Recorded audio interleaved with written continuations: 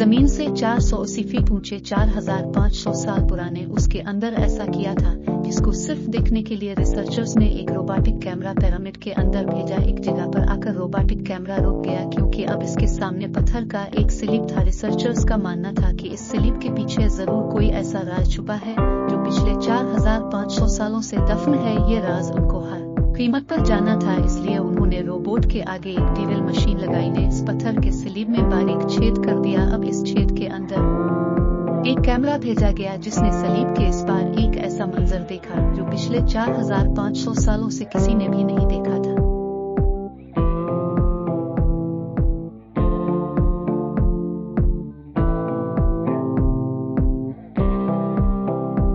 नाजरीन, मिस्र यानी इजिप्ट में 238 ऊंचे तरीन पिरामिड्स मौजूद हैं, जिन्होंने पिछले हजारों सालों से दर्जनों अर्थक्वेक्स और कई खतरनाक तूफान का सामना किया, लेकिन मजाल है उनमें से कोई एक भी उधर से उतर हुआ हो। इनमें से सबसे ऊंचा और बड़ा pyramid the great pyramid of Giza कहलाता है और इस पिरामिड की बेस का एरिया 13 एकड़्स है, यानी इसके अंदर हैरत अंगेज तौर पे 1-2 नहीं पूरी 9 फुटबॉल फील्ड्स आराम से फुट आ सकती है।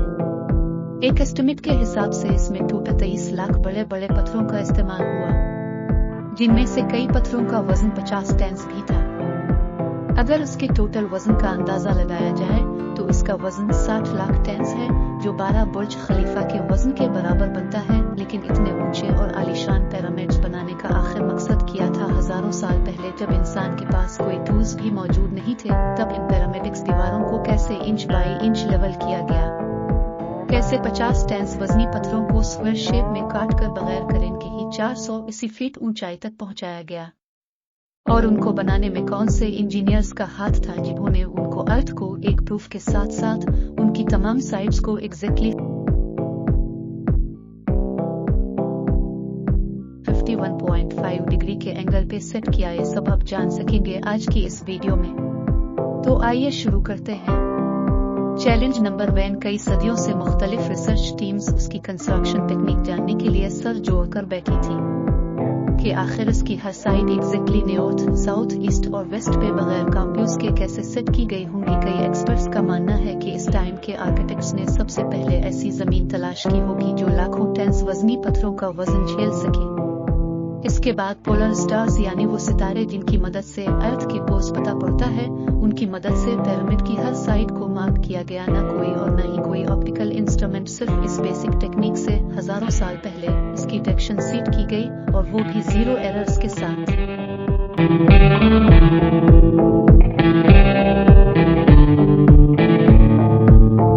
Challenge number 2। अगला चैलेंज था जमीन को लेवल करने का।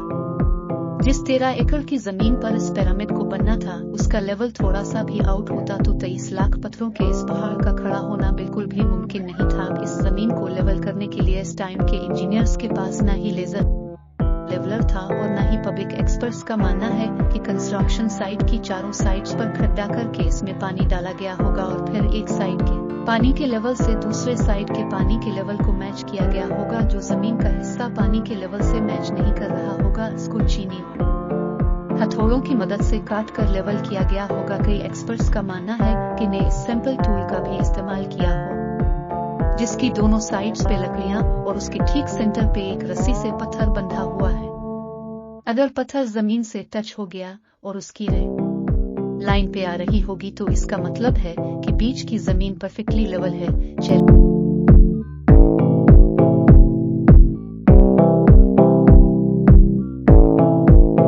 नंबर 3। अब पिरामिडिक कंस्ट्रक्शन साइट पे डिटेक्शंस भी सीट थी, मार्किंग्स भी हो चुकी थी और जमीन का लेवल भी सीट था। बारी थी कंस्ट्रक्शन स्टार्ट करने की, जिसके लिए लाखों टन वजनी और बड़े पत्थर रिक्वायर्ड थे। लेकिन ये पत्थर काटने के लिए ना ही उनके पास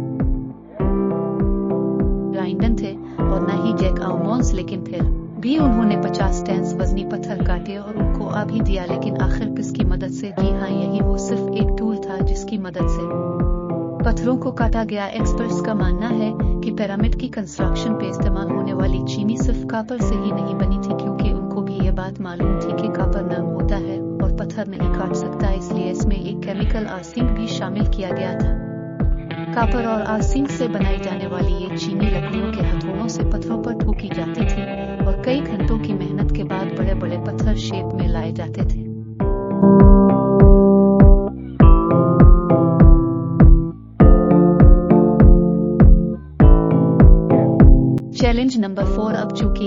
किस्म का पत्थर, जिसको आज लाइमस्टोन कहा जाता है, इसकी कटाई कंस्ट्रक्शन साइट विसा से 250 किलोमीटर दौरा के शहर में हो रही थी। अब मसला था ये पत्थर गीजा तक ट्रांसपोर्ट करने का।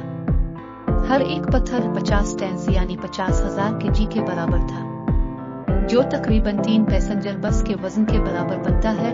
और ऐसे 23 लाख पत्थर सिर्फ एक में इस्तेमाल होना थे। इतना ज्यादा वजन ट्रांसपोर्ट करने के लिए न ही इस दौर में कोई जानवर काम आ सकता था और न ही उनके पास ट्रक्स मौजूद थे।